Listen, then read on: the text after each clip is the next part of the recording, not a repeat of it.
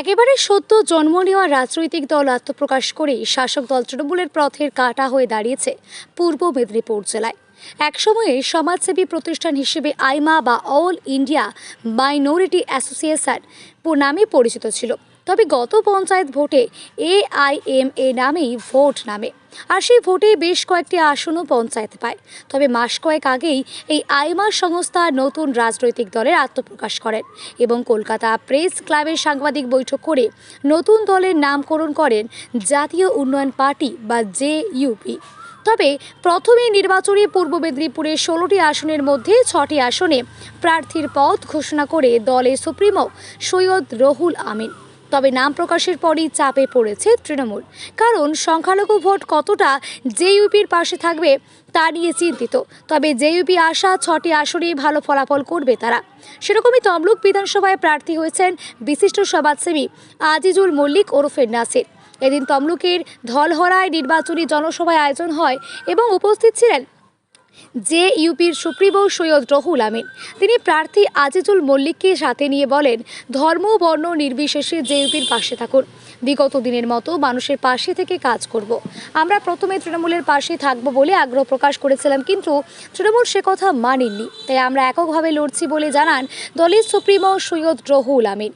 এদিন 25 জন যুবক বিভিন্ন দল থেকে JUPতে যোগদান করেন। দলীয় পতাকা তুলে দেন সৈয়দ রহুল আমিন ও তমলুকের প্রার্থী আজিজুল মল্লিক। তবে JUPর যে ভোট কাটাকাটির অঙ্কে লেগেছে, তাতে করে তৃণমূলের কপালে যে ভাঁজ পড়বে সে বিষয়ে নিশ্চিত রাজনৈতিক মহল।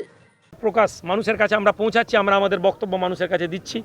মেদিনীপুরের সবচেয়ে বড় পরিচয় যে যারা আমাদের প্রার্থী তারা খুব পরিচ্ছন্ন ছেলে, ফলে মানুষ তাদেরকে পছন্দ করছে। আমাদের এই এলাকার নাসিরবাবু পরিচ্ছন্ন মানুষ, সামাজিক ছেলে, ফলে লোক তাদেরকে তাড়াতাড়ি গ্রহণ করছে। এটা সময় সাপেক্ষ ব্যাপার। আমরা সরকারের বিরুদ্ধে পক্ষে কোনোটাই নেই। আমরা একটা নির্দিষ্ট সমাজের লোক যারা পিছিয়ে যাচ্ছে, হিন্দু, দলিত এবং মুসলিম মাইনরিটি, এই লোকগুলোর আওয়াজ তোলার জন্য সংগঠন বানিয়েছি। আগামীতে যারা এদের ইন্টারেস্টে কথা বলবে, বিজেপি ছাড়া যে কোনো দলের সাথে আমরা কথা বলতে রাজি আছি।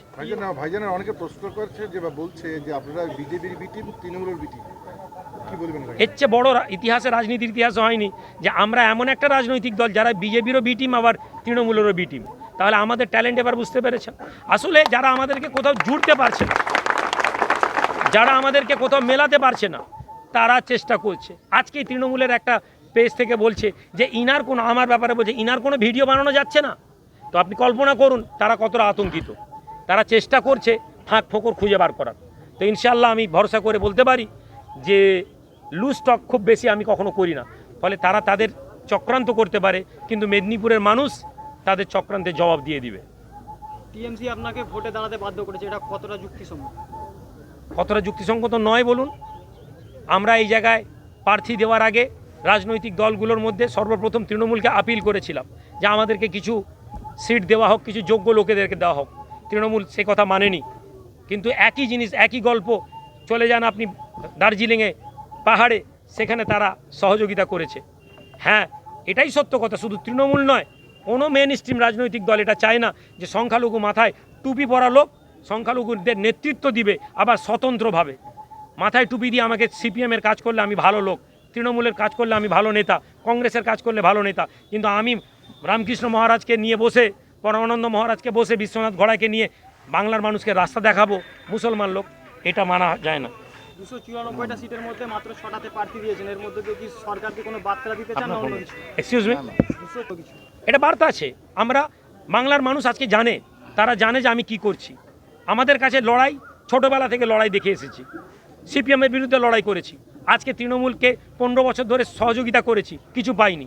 আগামীতে সহযোগিতা পেলে ঠিক আছে, না হলে 2032-এর লড়াই গল্প আছে, তখন দেখতে পাবেন। আজকে 6টা দিয়ে শুরু করেছি, তখন সেটা 100টা হতে সময় লাগবে না।